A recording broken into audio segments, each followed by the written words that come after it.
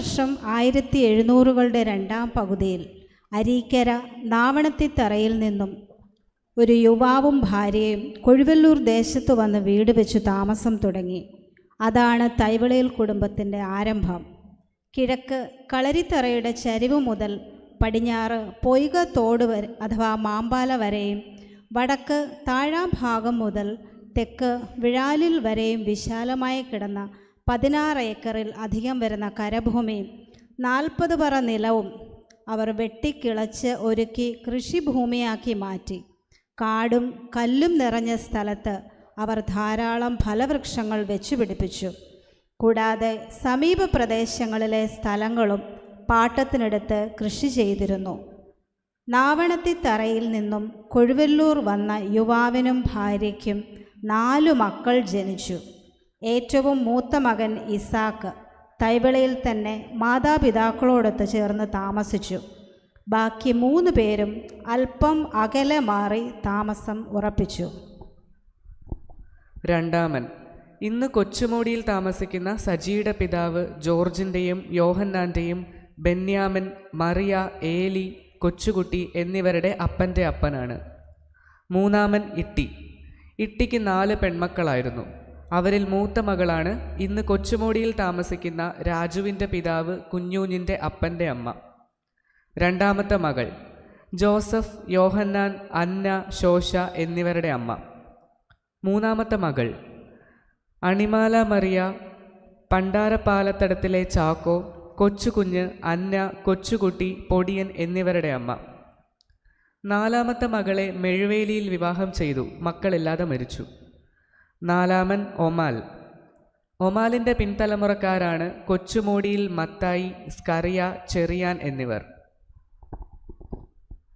മൂത്ത മകൻ ഇസാക്കിൻ്റെ മക്കൾ മത്തായി തൈവിള കിഴക്കേ വീട്, ശമുവേൽ താഴെ പുരയിൽ, യോസെഫ് ഇടയിലെ പുരയിൽ, ഇട്ടി ഇടയിലെ പുരയിൽ, സ്റ്റേഫാനോസ് വലിയ പുരയിൽ, അന്ന വിഴാലിത്തറയിൽ എന്ന പൊടിക്കുന്നിൽ, എസ്തർ തൈവിള പടിയിറ്റതിൽ.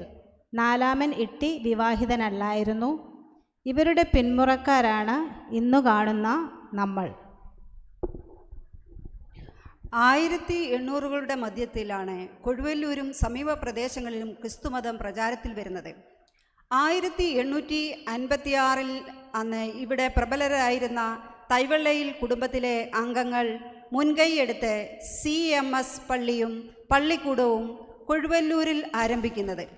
കൊഴുവല്ലൂരിൽ താമസമാക്കിയ പിതാവിൻ്റെ മൂത്ത മകൻ ഇസഹാക്ക് പിതാവിൻ്റെ മകളായ അന്നയെ വിവാഹം ചെയ്തുവിട്ട കുടുംബക്കാരായ കൊടിക്കുന്നിൽ നിന്നും പള്ളിക്ക് ദാനമായി കൊടുത്ത പറമ്പാണ് ഇന്ന് കാണുന്ന സെൻറ് ആൻഡ്രോസ് CSI പള്ളിയും ശവക്കോട്ടയും സ്ഥിതി ചെയ്യുന്ന സ്ഥലം. സെൻറ് തോമസ് CSI പള്ളിയും ശവക്കോട്ടയും സ്ഥിതി ചെയ്യുന്ന സ്ഥലം. സെൻറ് ആൻഡ്രോസ് CSI പള്ളി ആരംഭിക്കുന്നത് ഈ സ്ഥലത്താണ്. കാലാന്തരത്തിൽ തൈവെള്ളയിൽ കുടുംബങ്ങൾക്ക് സൗകര്യപ്രദമായ ഇപ്പോഴത്തെ സ്ഥലത്തേക്ക് പള്ളി മാറ്റുകയാണുണ്ടായത്. അതിനും വളരെ വർഷങ്ങൾ കഴിഞ്ഞാണ് ഇന്ന് കാണുന്ന സെൻറ് തോമസ് CSI പള്ളി അവിടെ ആരംഭിക്കുന്നത്. ഈ നാടിൻ്റെ സമഗ്ര പുരോഗതിക്കും വികസനത്തിനും നമ്മുടെ കുടുംബാംഗങ്ങളുടെ പങ്ക് ഏറെ വലിയതാണ്. കൊഴുവല്ലൂരിൻ്റെ ചരിത്രത്തിൽ ഒഴിവാക്കാനാവാത്ത പങ്ക് തൈവളയിൽ കുടുംബത്തിനുണ്ട്. തൈവളയിൽ കുടുംബത്തിൻ്റെ അയൽവാസികളായി കാലക്രമേണ പടിഞ്ഞാറ് രാമൻ നായരുടെയും മാമ്പാലക്കാരുടെയും കുടുംബങ്ങളും, വടക്ക് കളിയിക്കൽ കുടുംബവും, തുരളയിൽ കുടുംബവും, പാലക്കാമ്പൊയ്കക്കാരുടെ കുടുംബവും, കിഴക്ക് ചെങ്ങന്നൂർ നിന്ന് വന്ന കൃഷ്ണനും കുടുംബവും, തെക്ക് തൈപ്ലാവ് നിൽക്കുന്നതിൽ കുടുംബവും, വിഴാലിൽ കേശവപിള്ളയുടെ കുടുംബവും വന്നു ചേർന്നു. ഈ കുടുംബങ്ങൾ എല്ലാം നമ്മുടെ പിതാക്കന്മാരുമായി ഏറെ സൗഹൃദത്തിലായിരുന്നു കഴിഞ്ഞിരുന്നത്. 1957 ഓഗസ്റ്റ് 17 ആലപ്പുഴ ജില്ല രൂപീകരിക്കുന്നത് വരെ ഇവിടം കൊല്ലം ജില്ലയുടെ ഭാഗമായിരുന്നു. തിരുവല്ല താലൂക്കും പുത്തൻകാവ് പകുതിയും കൊഴുവല്ലൂർ മുറിയും. കൊഴുവല്ലൂർ മുറിയിൽ അറിയപ്പെടുന്ന കുടുംബമായിരുന്നു തൈവിളയിൽ. നമ്മുടെ ആദ്യത്തെ കുടുംബയോഗം 13/5/1995 നടക്കുന്നത്.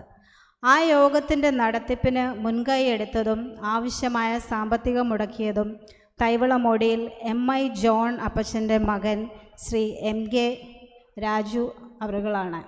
അന്ന് ഏകദേശം 250 പേർ പങ്കെടുത്തു. അന്ന് അധ്യക്ഷനായിരുന്നത് ഇപ്പോൾ നിത്യതയിൽ വിശ്രമിക്കുന്ന MI ജോസഫ് അപ്പച്ചനാണ്. അന്ന് കൊച്ചുമോടിയിൽ നിന്നും അതിഥിയായി പങ്കെടുത്തത് ജോസഫ് അപ്പച്ചനാണ്. യോഗത്തിൻ്റെ ആവശ്യത്തിനായി നമ്മുടെ കുടുംബചരിത്രം തയ്യാറാക്കിയത് ഇപ്പോൾ നിത്യതയിൽ വിശ്രമിക്കുന്ന തൈവളമോടിയിൽ MJ ജോസഫ് എന്ന പാസ്റ്റർ അപ്പച്ചനാണ്. ഇന്ന് ഇവിടെ പ്രസിദ്ധീകരിക്കുന്ന കുടുംബചരിത്ര നിർമ്മിതിയിൽ പ്രസ്തുത രേഖ നിർണായക ഘടകമാണ്. ആ രേഖയില്ലായിരുന്നുവെങ്കിൽ ഇന്നത്തെ ഉദ്യമം അസാധ്യമായേനെ. പ്രസ്തുത രേഖാ നിർമ്മിതിക്ക് അദ്ദേഹത്തോടുള്ള നന്ദിയും കടപ്പാടും രേഖപ്പെടുത്തുന്നു.